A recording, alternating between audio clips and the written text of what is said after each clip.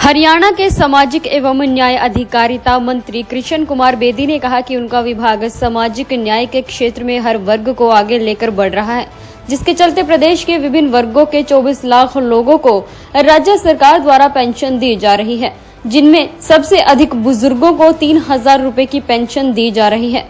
उन्होंने कहा कि लाडो लक्ष्मी योजना के तहत महिलाओं को सम्मान भत्ते की शुरुआत मुख्यमंत्री जल्द ही एक राज्य स्तरीय कार्यक्रम आयोजित करेंगे।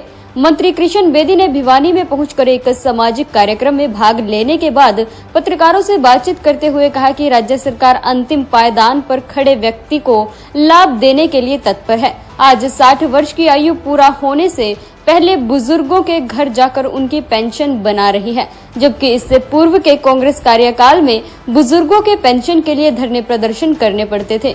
उन्होंने कहा कि उनके विभाग के माध्यम से जल्द ही लाडो लक्ष्मी योजना के व्यवहारिक रूप दिया जाएगा। इसके अलावा दिव्यांगों का आरक्षण बढ़ाकर 3 से 4% भी कर दिया गया है। इस मौके पर उन्होंने पत्रकारों से सवाल का जवाब देते हुए कहा कि राहुल गांधी के चंडीगढ़ दौरे का कांग्रेस को कोई लाभ नहीं होगा, क्योंकि कांग्रेस नेता विहीन, मुद्दा विहीन, कमजोर व लाचार पार्टी है, जो हरियाणा प्रदेश में 37 विधायक होने के बावजूद भी अब तक अपने नेता प्रतिपक्ष नहीं चुन पाई है। उन्होंने कहा कि राहुल गांधी व कांग्रेस पार्टी सैनिकों का सम्मान करने से पीछे हटने के साथ ही राष्ट्रीय सुरक्षा के मुद्दों पर विदेशी पार्टियों के पक्ष में बोलते हैं। वहीं हरियाणा प्रदेश कांग्रेस द्वारा 30 जून तक जिला अध्यक्ष बनाए जाने के सवाल पर उन्होंने कहा कि कांग्रेस पार्टी बुलबुले की तरह है जो जल्दी फूट जाएगी। राहुल गांधी के नेतृत्व में कांग्रेस दिल्ली, यूपी, मध्य प्रदेश, गुजरात व हरियाणा में हारी है। ऐसे में कांग्रेस का व्यापक जनाधार अब नहीं बचा।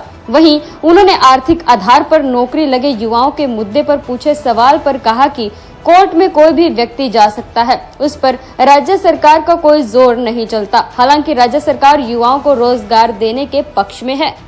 देखिए, आज देश के अंदर सबसे ज्यादा पेंशन देने वाला कोई प्रदेश है।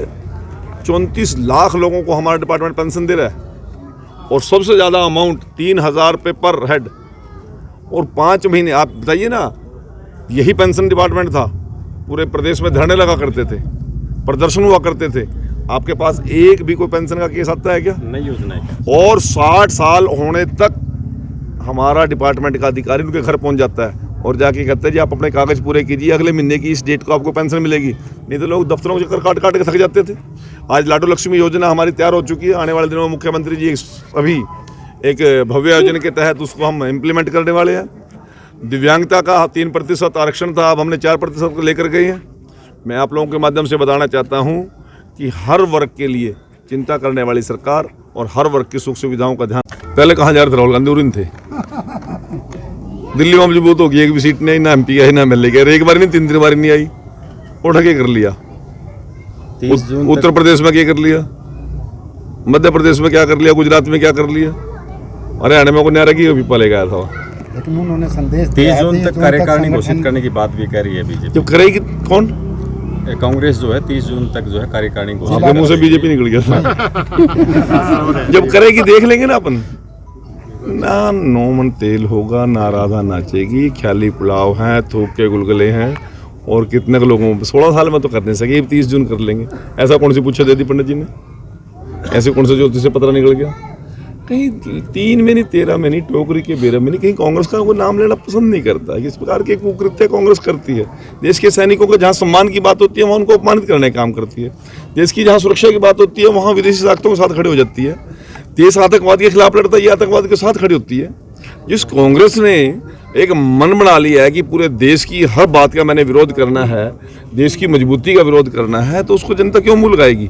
ये जनता सभी कुकृत्य देख रही है और कांग्रेस का भ्रष्टाचार कोई छुपा हुआ नहीं है। सर, इतना कमजोर विपक्ष क्या लोकतंत्र के लिए सही, आप क्या मानते हैं? हानिकारक है। आज 37 विधायकों में से एक नेता प्रतिपक्ष नहीं चुन सकी कांग्रेस, इससे बुरे दिन क्या हो सकते हैं?